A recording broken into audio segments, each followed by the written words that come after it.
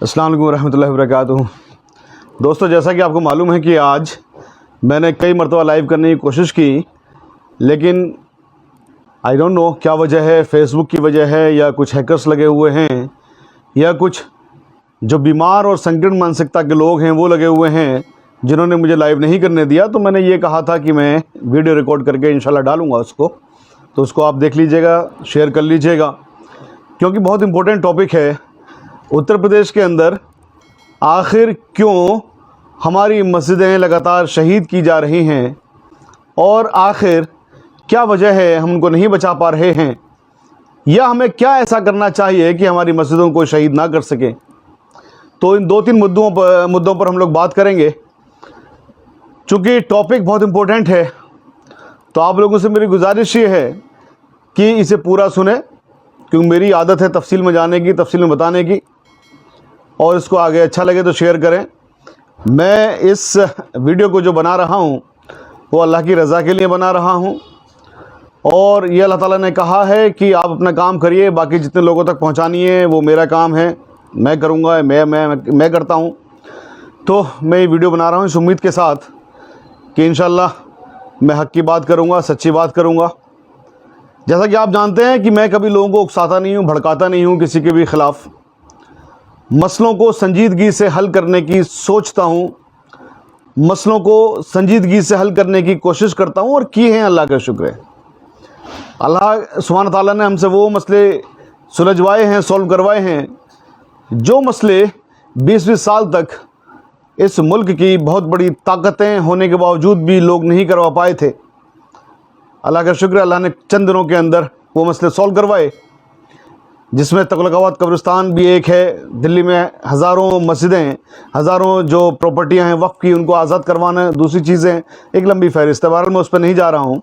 मेरा सिर्फ कहने का मतलब यह है कि आज का जो लाइव है वो बहुत इम्पोर्टेंट है, तो खुदारा उसको संजीदगी से सुने, सोचें और उस पर आगे अमल करने की कोशिश करें। दोस्तों, बाराबंकी में 17 मई को एक मस्जिद को शहीद किया गया, और वो मस्जिद 100 साल से ज़्यादा पुरानी मस्जिद थी। अब तो जब उस मस्जिद को शहीद किया गया, उसके बाद में वक्फ बोर्ड भी जागा, यूपी का जो वक्फ बोर्ड है, और वक्फ बोर्ड ने 18 मई को एक एडवर्टाइजमेंट निकाला, ये एक इश्तहार निकाला, ये एक अपील निकाली, और जिसमें उन्होंने ये कहा कि इस मस्जिद को गलत तरीके से, इल्लीगल तरीके से डेमोलिश कर दिया गया है। और उन्होंने उस एडवर्टाइजमेंट में इस मस्जिद के डेमोलिशन के अगेंस्ट जुडिशल इंक्वायरी की मांग की, मस्जिद को रेस्टोर करने की मांग की, और जिन अफसरान ने इस मस्जिद को डेमोलिश किया है उनके खिलाफ कार्रवाई की मांग करी। हम यूपी सुन्नी सेंट्रल वक्फ बोर्ड के इस कदम की या इस एक्शन की हम तायद करते हैं, और हम अपनी खुशी का इजहार भी करते हैं कि चलिए आप देर से सही मगर जागें। और ये काम चूँकि आप ही को करने का है, मस्जिदें या दरगाहें या खानकाहें आप ही के अंडर में आती हैं, वक्फ बोर्ड के अंडर में आती हैं। दिल्ली में जब हमने 300 वक्फ प्रॉपर्टियां जो भारत सरकार ने एक्वायर की थी उनको चैलेंज किया, दिल्ली हाई कोर्ट ने उस पर नोटिस किया, तो वहाँ पर वक्फ बोर्ड ने यही कहा कि साहब, शाहिद साहब, इस पर क्यों पिटीशन डाल रहे हैं, ये तो हमारी चीज़ें हैं, हमारी प्रॉपर्टियां, हम इसके लिए जाने, हम इसके लिए कार्रवाई करेंगे। हाई कोर्ट ने इस बात पे ये कहा कि वक्फ बोर्ड इन प्रॉपर्टियों का मालिक है, हालांकि मालिक नहीं होता है, लेकिन उनका उसी कॉन्टेक्स्ट में था, केयर टेकर है। तो जब वक्फ बोर्ड में पढ़े लिखे लोग हैं, मुसलमान लोग हैं, समझदार लोग हैं, और स्टैट्यूटरी बॉडी है, सरकारी बॉडी है, सरकारी संस्था है, तो सरकारी संस्थाओं को इस चीज़ पर कार्रवाई करनी चाहिए। लेकिन मुद्दा यह है कि सरकारी संस्था यानी कि यूपी सुन्नी सेंट्रल वक्फ बोर्ड की कार्रवाई करने के बाद आज हमें एक वीडियो क्यों बनानी पड़ रही है? क्या सिर्फ उन्हीं की जिम्मेदारी है, हमारी आपकी कोई जिम्मेदारी नहीं है? क्या ये मस्जिद बच सकती थी? क्या इस मस्जिद को बचाने के लिए संजीदगी से कोशिश नहीं की? या फिर जो ताकतें हैं, मुखालिफ ताकतें हैं, या जो संकीर्ण मानसिकता वाले, सांप्रदायिक सोच वाले लोग हैं, वो बहुत ज़्यादा ताकत में हैं, उन ताकतों के सामने हम लोगों की एक ना चली, या हमारे लोगों की एक ना चली। दोस्तों, मैं थोड़ा सा बैकग्राउंड में ले जाता हूँ इस मस्जिद के। मार्च के महीने में एक नोटिस दिया जाता है जो वहाँ के प्रशासन के द्वारा, राम सनेही तहसील के प्रशासन के द्वारा या ज़िला प्रशासन के द्वारा बाराबंकी के, और जिसमें यह कहा जाता है कि ये मस्जिद सरकारी ज़मीन पर बनी हुई है, इस मस्जिद के आप मालिकाना हक के कागज़ दिखाइए। गौर करिएगा, ये कहा गया कि ये मस्जिद सरकारी ज़मीन पर बनी हुई है और मस्जिद के मालिकाना हक के कागज़ दिखाइए। वहाँ के लोगों ने जो सही समझा था, बिल्कुल ये समझा कि डेमोलिशन की कार्रवाई करने जा रहे हैं। उन्होंने प्रोटेस्ट किया। प्रोटेस्ट करने के बाद 7 नहीं 8 FIR वहाँ के प्रशासन ने उनके खिलाफ की।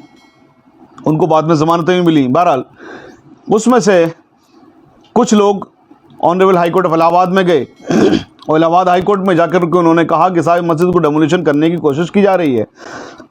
ये 100 साल पुरानी मस्जिद है, तकरीबन 59-60 प्लानों तो उसका बिजली का बिल है, तो इस मस्जिद को शहीद नहीं किया जा सकता है, कानूनन इसको प्रोटेक्ट किया जाए।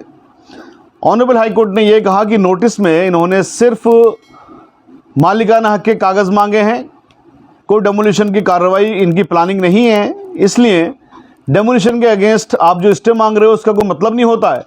जाहिर बात है, जब सरकार जिस चीज़ को करना ही नहीं चाह रही है तो आप उसके खिलाफ स्टे क्यों मांग रहे हैं।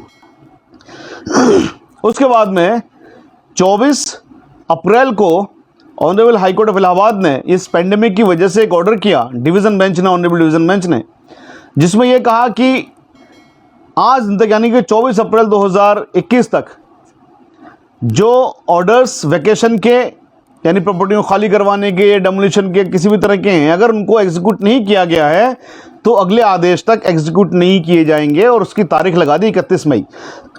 यानी कि मैं इस मस्जिद के परिप्रेक्ष्य में बात करूं, अगर मान लेते हैं कि इन लोगों ने यानी डिस्ट्रिक्ट एडमिनिस्ट्रेशन ने मस्जिद को तोड़ने का भी ऑर्डर किया था और मस्जिद चूंकि 24 अप्रैल तक नहीं तोड़ी गई थी, तो ऑनरेबल डिवीज़न बेंच के इस ऑर्डर के मुताबिक ज़िला प्रशासन यानी कि सरकार उत्तर प्रदेश की इस मस्जिद को शहीद नहीं कर सकती थी 31 मई 2021 तक कम से कम, जो ऑनरेबल डिवीज़न बेंच का ऑर्डर है। अब मसला ये है, मेरे बहुत सारे साथी भी कहते हैं, उन्होंने कमेंट भी किया है मेरे पिछले उस पर कि साहब यूपी की सरकार तो ऑनरेबल कोर्ट के आदेश को मानती ही नहीं है। दोस्तों, ऐसा नहीं है कि उत्तर प्रदेश की सरकार ऑनरेबल कोर्ट के आदेश को नहीं माने। ऑनरेबल कोर्ट के आदेश के मुताबिक हमारे देश में सरकारें गिरी हैं और ये कोई एक बार नहीं हुआ है, बहुत बार हुआ है। जंग या लड़ाइयाँ या लिटिगेशंस अच्छाई और बुराई की चलती रहती हैं। कई बार छोटी मोटी जीत बुराइयों की भी उस पर हो जाती है अच्छाइयों के ऊपर, लेकिन जो फाइनल जीत होती है वो अच्छाई की ही होती है बुराई के ऊपर। तो अपना दिल छोटा ना करें। तो ये जो ऑर्डर है डेमोलिशन का, ये क्लियरली कंटेम्प्ट ऑफ कोर्ट है, ऑनरेबल डिवीज़न बेंच की कंटेम्प्ट की है। तो जिन अधिकारियों ने कंटेम्प्ट की है, जिन अधिकारियों ने तोड़ा है, जिन अधिकारियों के आदेश पर तोड़ा गया है, उनके खिलाफ ज़रूर कार्रवाई होगी। और इसमें उत्तर प्रदेश सरकार के जो चीफ मिनिस्टर साहब हैं, मेरा मानना यह है कि उनके खिलाफ भी इसमें कानूनी कार्रवाई होनी चाहिए, क्योंकि ज़िला प्रशासन सीधे सीधे चीफ मिनिस्टर साहब के अंडर में आता है या होम मिनिस्टर साहब के अंडर में आता है, यानी कि सरकार की जिम्मेदारी बनती है। ऐसा नहीं कह सकते कि साहब सी मशीनरी फेल्ड है ये, या मशीनरी का फेलियर है, या कुछ अफसरों का फेलियर है। सरकार को तमाम चीज़ों की जानकारी दी जाती है। सरकार ने उसमें अभी तक कोई एक्शन क्यों नहीं लिया उन अफसरान के खिलाफ? जब ये सीधे सीधे कंटेम्प्ट ऑफ कोर्ट है, तो मेरा ख्याल है इसमें एक्शन लेना चाहिए था। उसके बावजूद भी डेमोलिशन कर दिया। डेमोलिशन के बाद भी तमाम जो 8 लोग हैं कमेटी के, उनके खिलाफ FIR की गई। अब खैर, जब यूपी वक्फ बोर्ड ने ये कह दिया है, वो भी एक सरकारी संस्था है, कि ये जो ऑर्डर है डेमोलिशन का इलीगल है, ये भी कहा है कि अफसरान ने वहां पर गड़बड़ की है, जानबूझ के तोड़ा है। ये भी कहा है कि 100 साल पुरानी मस्जिद थी। ये भी कहा है कि इसमें जुडिशियल इंक्वायरी होनी चाहिए। तो मेरा ख्याल यह है कि अब किसी सबूत की ज़रूरत नहीं रह गई इस बात को कंक्लूड करने के लिए कि इस मस्जिद को गैर कानूनी तरीके से तोड़ा गया, और जिन अफसरान ने तोड़ा उनके खिलाफ तो मुकदमे दर्ज होने ही चाहिए।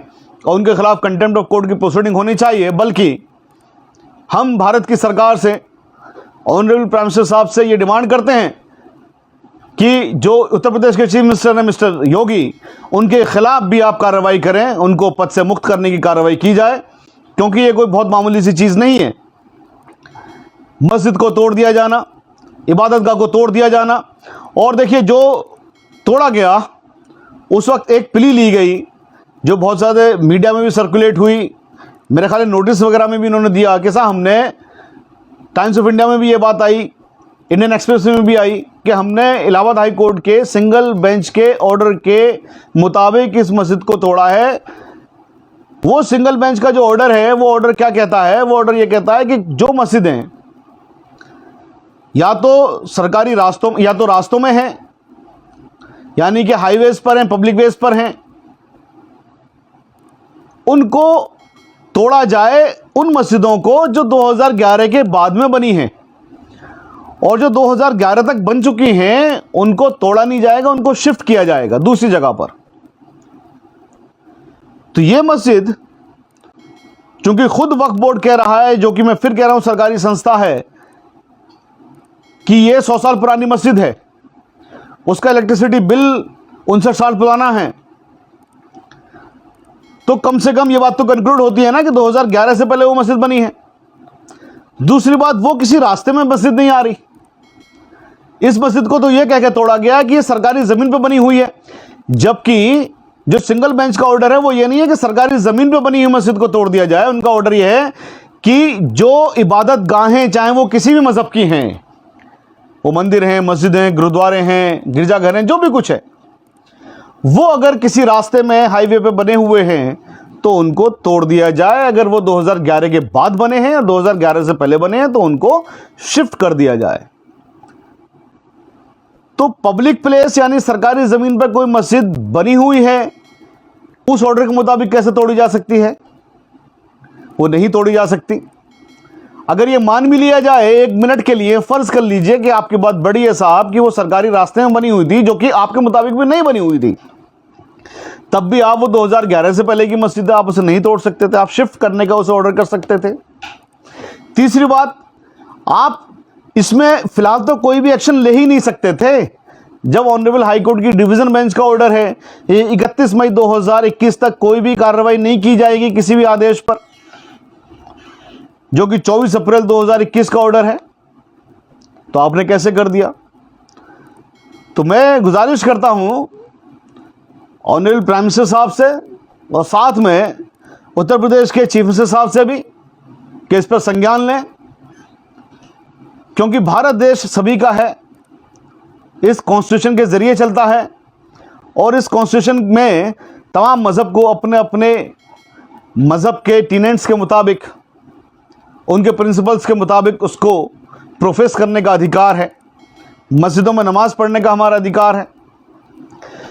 यहाँ पर एक दूसरी बात यह है कि एक एक्ट बना हुआ 1991 वर्शिप एक्ट, जिसके मुताबिक जो पार्लियामेंट ने बनाया है, भारत की पार्लियामेंट ने, जो कि सबसे बड़ी है, जहाँ पे कानून बनाए जाते हैं, और वो कानून आज तक वैलिड है।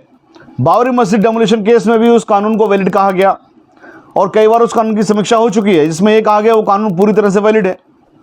उस कानून के मुताबिक 25 अगस्त 1947 को जो भी इबादत गाहें मौजूद थी, वो इबादत गाहें एज इट इज रहेंगी। तो अगरचे ये मस्जिद 100 साल पुरानी थी, तो ये मस्जिद कम से कम 1921 में अस्तित्व में आई होगी, 1920 में अस्तित्व में आई होगी, यानी कि 15 अगस्त 1947 को ये मस्जिद वजूद में रही होगी। तो इस मस्जिद को शहीद कैसे कर दिया गया इस एक्ट के बावजूद? तो मैं 3 चीज़ तो पहले बता चुका हूं कि मस्जिद को शहीद नहीं किया जा सकता था। चौथी चीज़ इसमें यह है कि 1991 का ये वर्शिप एक्ट है, अगर ये मस्जिद 1920 में अस्तित्व में आई थी, चूंकि वक्फ बोर्ड कहता है 100 साल पहले ये अस्तित्व में आ गई थी, तो कोई सबूत या कोई शक की गुंजाइश नहीं रह जाती है। और शक या सबूत की गुंजाइश भी है तो वो फिर काम ऑनरेबल कोर्ट्स का होता है। ऑनरेबल कोर्ट्स में इस चीज़ का डिसीजन लिया जाता है कि मस्जिद कब अस्तित्व में आई नहीं आई। तो आप मस्जिद नहीं तोड़ सकते थे। चौथी चीज़, अगर ये मस्जिद हिस्टोरिकल थी, जैसा कि कहा गया 100 साल पुरानी मस्जिद थी, कदीमी मस्जिद थी, तो archaeological survey of India act 1958 के मुताबिक, जो उसकी दफ़ा 16 है, जिसमें यह कहा गया है कि जो भी ऐतिहासिक महत्व की चीज़ें हैं उनको यथास्थिति बनाए रखी जाएगी, उनका करैक्टर चेंज नहीं किया जाएगा, तब भी आप मस्जिद को शहीद नहीं कर सकते थे। तो इतनी सारी चीज़ें आप मस्जिद को शहीद नहीं कर सकते थे। अब मैं दूसरे पॉइंट पर आ रहा हूँ।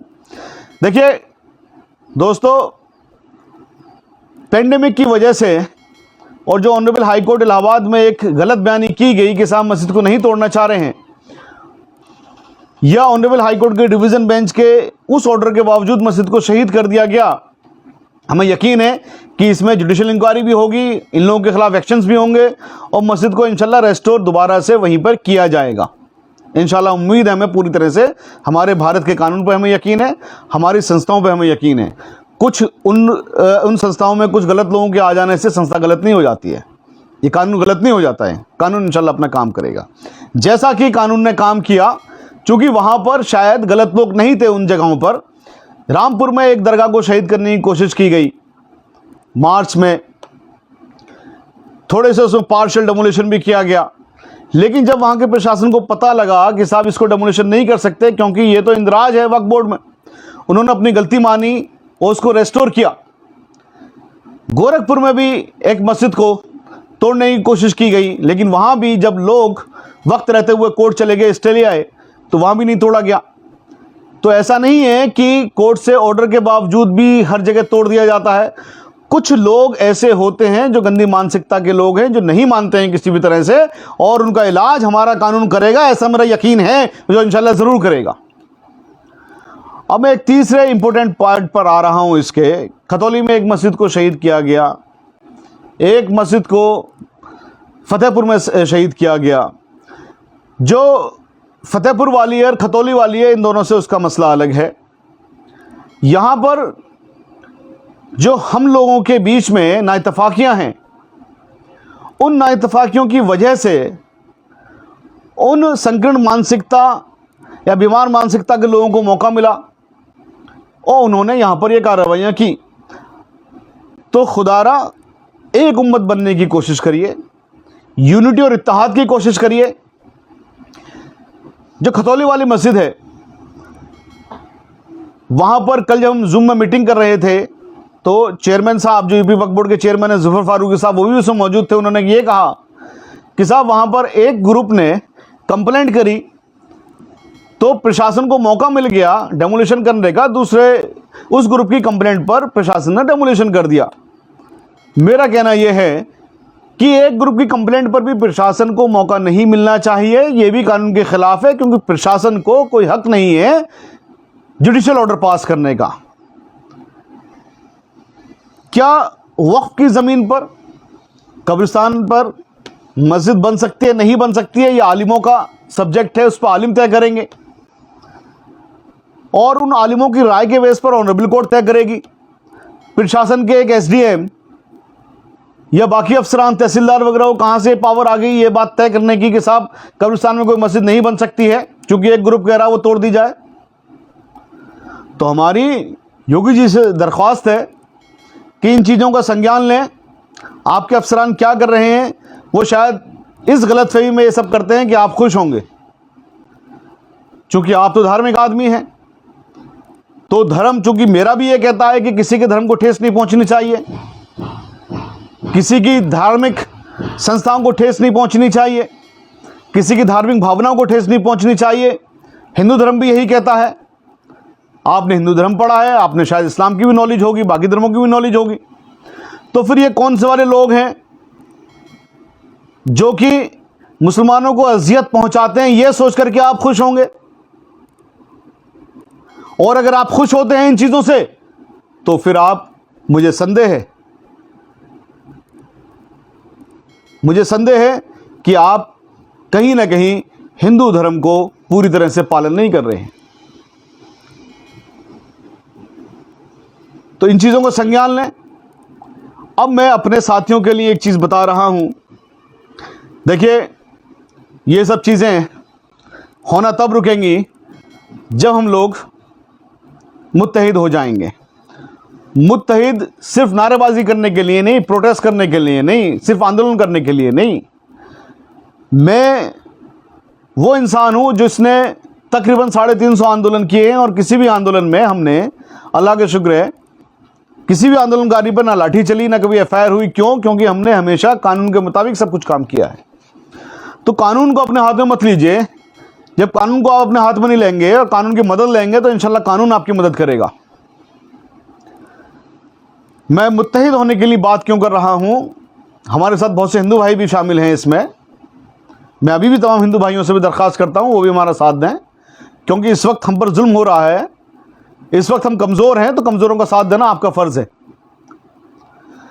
अपने अपने वार्ड लेवल पर कमेटियां बनाएं, वार्ड लेवल से फिर नगर या डिस्ट्रिक्ट लेवल पर कमेटियां बनाएं, फिर प्रदेश में कमेटियां बनेंगी। और कहीं भी कोई मसला होता है तो वार्ड लेवल फौरन इन्फॉर्म करे नगर लेवल को, नगर लेवल इन्फॉर्म करे डिस्ट्रिक्ट लेवल को, डिस्ट्रिक्ट लेवल इन्फॉर्म करे स्टेट लेवल को, स्टेट लेवल इन्फॉर्म करे सेंट्रल लेवल को। तो ये मसला, और चूंकि आजकल आईटी का ज़माना है, डिजिटल ज़माना है, ये नहीं है कि आपको चिट्ठियां लिखनी है, बहुत ज़माने तक चीज़ें चलेंगी। लेकिन अपने फैक्ट्स को प्लीज़ एविडेंस के साथ में बेस करके अपनी कमेटियों के ज़रिए उनको आगे बढ़ाइए। हम कमेटियां बहुत ज़माने से कोशिश कर रहे हैं बनाने की, कुछ जगहों पर हम कामयाब भी हुए हैं। हम सब जगह से आप लोगों से दरख्वास्त करते हैं कि अपनी अपनी कमेटियां बनाइए, हमें भी लूप में रखिए, हमारे साथ भी जुड़िए और इन कमेटियों के साथ, ताकि हम अच्छी तरह से काम कर सकें। आज मुझे हमारे एक साथी ने बताया कि दिल्ली से सिर्फ 25 किलोमीटर दूर जेवर एक जगह पड़ती है, जेवर में एक मस्जिद, कदीमी मस्जिद, बहुत पुरानी मस्जिद, वहाँ पर उसको नई तरीके से तामीर करने के लिए शहीद किया गया ताकि नई तरीके से तामीर कर सकें। तो वहाँ पर एमएलए और जो वहाँ का प्रशासन है उसको नहीं बनाने दे रहे हैं, जबकि उनके पास तमाम सबूत हैं कि मस्जिद पुरानी है। तो मैं इंशाल्लाह अगले हफ्ते वहाँ पर जाऊँगा और वहाँ की जो भी कुछ हकीकत है वहाँ से आप लोगों को रूबरू करवाऊँगा और इंशाल्लाह उसमें जो भी कानूनी कार्रवाई हो सकती है वो करेंगे। उस मस्जिद को हम इंशाल्लाह दोबारा से बनवाएंगे और ज़रूर बनवाएंगे इंशाल्लाह। तो आप लोगों से गुजारिश है कि आपके सामने, आपके वार्ड में, आपके नगर में, आपके डिस्ट्रिक्ट में, आपके प्रदेश में कहीं भी कोई ऐसी कार्रवाई होती है, किसी मस्जिद को शहीद किया जा रहा है, किसी दरगाह को शहीद किया जा रहा है, आप फ़ौरन उसकी इन्फॉर्मेशन अपनी कमेटियों को दें। जो कमेटियां हमारे पास तक भेजें उस पर इंशाल्लाह हम कार्रवाई करेंगे और उसके साथ साथ अपनी मस्जिदों को, अपनी खानकाहों को, अपनी जो भी इबादत गाहें हैं सबको आप वक्फ बोर्ड में रजिस्टर्ड करवाएं, जिस भी प्रदेश में वहाँ पर रजिस्टर्ड करवाएं और उनकी एक बाकायदा लिस्ट बननी चाहिए जिसके नंबर आपस में एक दूसरे को सर्कुलेट होने चाहिए, जिस पर इंशाल्लाह हम काम कर रहे हैं और काम करेंगे। तो इस उम्मीद के साथ कि इस पर इंशाल्लाह आप अमल करेंगे, इस उम्मीद के साथ कि इंशाल्लाह गवर्नमेंट ऑफ इंडिया इस पर एक्शन लेगी, गवर्नमेंट ऑफ उत्तर प्रदेश इस पर एक्शन लेगी और उस प्रशासनिक अधिकारियों को, उन प्रशासनिक अधिकारियों को सस्पेंड करेंगे फ़ौरन तौर से, उनके खिलाफ इंक्वायरी का ऑर्डर करेंगे और मस्जिद को वहीं पर बहाल करवाने का ऑर्डर करेंगे। इस उम्मीद के साथ मैं आज अपनी बात को यहाँ पर ख़त्म करता हूँ और आप लोगों से गुजारिश करता हूँ कि दुआए खैर में याद रखें। शुक्रिया। अस्सलाम वालेकुम।